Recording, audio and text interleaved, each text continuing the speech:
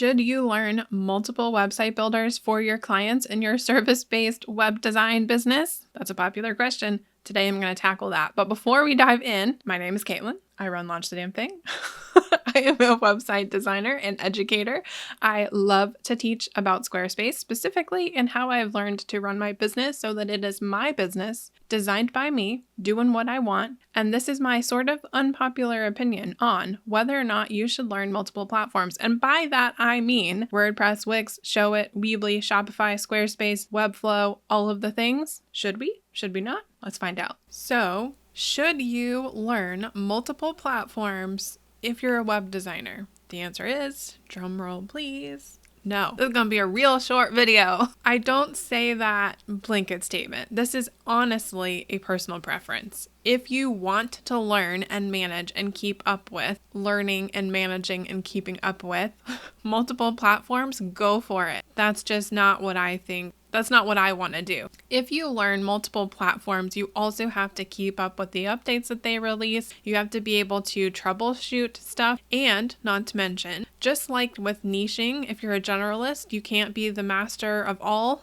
Same applies for website platforms. They're all pretty similar as a baseline. If you understand how to use Squarespace, you can probably figure out how to move around in Wix or Showit or Webflow, except that there are intricacies to each of these platforms. And when you hone in on just one, you get really good at using it, you learn all those little intricacies, and you get really good at using it. Whereas, if you are using Shopify, Showit, Webflow, Weebly, Wix, WordPress, Squarespace, Framer, all of these other options, and you're offering them as options to clients, you're gonna be less efficient with how you learn all of those platforms, how well you can learn all of those platforms quickly, keeping up to date with the updates that they release and new features and how to use the new features, how to set up the navigation. I mean, little things like Squarespace navigation and Wix navigation and Showit navigation and Shopify navigation, all different things. Squarespace does it automatically, Shopify does it automatically, Wix and Showit are manual. And there are different versions of them on mobile versus desktop. How do I know this? Because I've dicked around in a few of these. I have produced websites in multiples of these platforms, but I prefer Squarespace. Why? Because I can do it quickly. One and done. That's my favorite method of developing websites.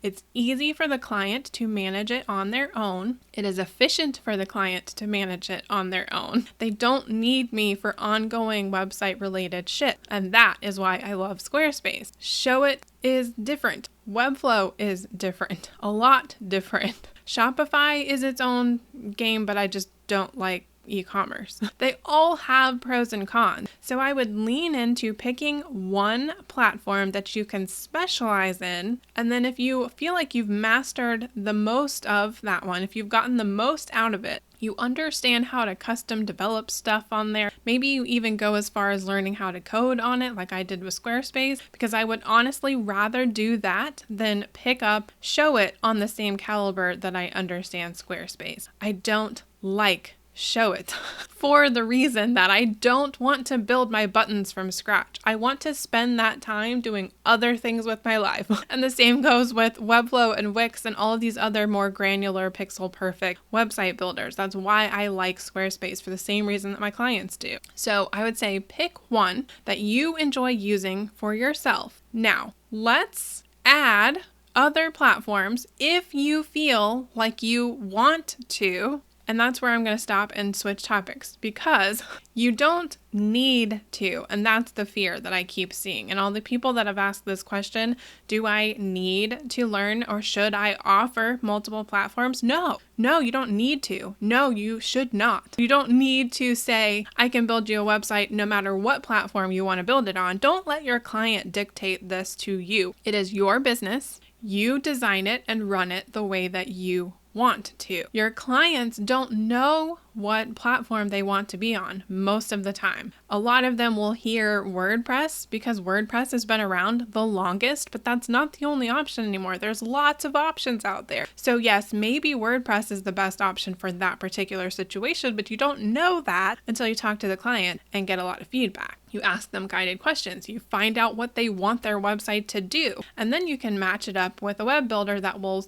suit them for their particular use case. So for me, because I do not offer WordPress websites, won't touch it with a 10-foot fucking pole. Sorry, not sorry. I basically talk about Squarespace everywhere. And I talked about that with them on the discovery call. And I say, if you want to be on Squarespace and you meet these other parameters, we feel like we're a good fit for each other, personality-wise, etc., then I can build you a website. If we are a good personality fit and you want WordPress or Webflow or Showit or Wix or Shopify, I ain't your girl. I don't want to do it. I just don't. I've been there, done that, and I'm done. I'm specializing in the thing that I enjoy using and the thing that I enjoy telling my clients about and the thing that I can stay on top of because it's efficient for me to only know really, really well one platform. So the fear around this is, but if I don't, then I won't have access to the clients that want Wix or Showit or Webflow or WordPress or Shopify. That's not necessarily true, but also it is true.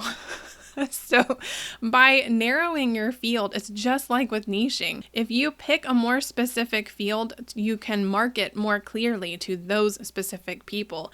It helps to warm them up for the sale, so to speak, a lot easier because you are laser focused on the thing that they're interested in. But with website platforms, like I said earlier, they don't really know what they want. You're the one that tells them what they want. Now, there are certainly stereotypical situations where certain builders work better than others. For example, wedding photographers in general, they tend to lean towards Showit. If you want to offer Squarespace, be the Squarespace bitch that says, I don't like Showit for this niche. Try it this way. If Squarespace is the thing for you. If you're leaning towards Showit, be the Showit bitch that's like, Showit's the way to go. Forget Squarespace, it's dumb. It's up to you. It's your business. So draw the hard line wherever it happens to be so that you can enjoy running your business, doing the work, because what you don't want to do is get in there and say, I'm working with Susie Q and she wants to be on WordPress. So I'm going to learn WordPress to do her project. You are going to hate that project. If you are learning something for the first time, or if you've learned it before, but you're not as comfortable in it, you're going to feel a little bit more resentful of that project. Whereas if you are operating in, working in, designing in, creating in a platform that you are really, really, really familiar with, number one, you're going to do that work a lot faster because you know every in and out of that platform. You can tell them on the discovery call, 100% yes, this platform can do XYZ that you want, and it cannot do XYZ that you don't want. Okay, I don't know where I was going with that, but you know the pros and cons of the platform and you can guide the client based on what you know because you've been using it and that's the only one and you're specializing in it and you're an expert on it. You can't do that if you pick up 10 different platforms. So I know that I've said this 10 different ways so far, but I'm just going to say it one more time. Pick the one that you want. You. Not Paige, not Caitlin, not Jasmine Starr, not Elizabeth McCravey, not Shannon Mattern. All of these cool web designers that do really cool things, they all have a pick of their own. Don't do what they're doing. Do what you're doing. I'm going to leave you with this one thought. Jenna Kutcher says, don't compare your beginning to someone else's middle. You're in a different season. That's okay. You don't have to be doing the exact same thing that I'm doing, the exact same thing that James Wedmore is doing, the exact same thing that Marie Forleo is doing, or Oprah Winfrey, or Laura Belgray, or any of these other mentors. These people are big. They've taken a long time to get where they are. They've made their own choices for their own reasons. Make your choices for your reasons. So I hope that was helpful for you to hear a no bullshit answer to this question. Like I said, it is a personal preference. This decision is up to you. So ultimately, you can do whatever you want to do. And no one's necessarily going to tell you you're stupid. It's your business.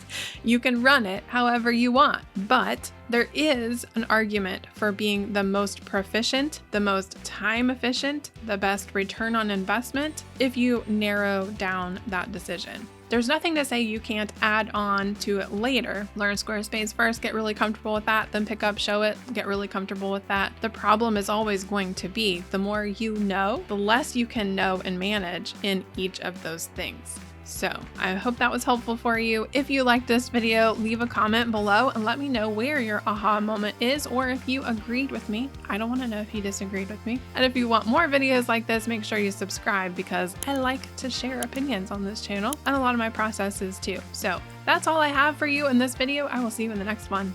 Bye.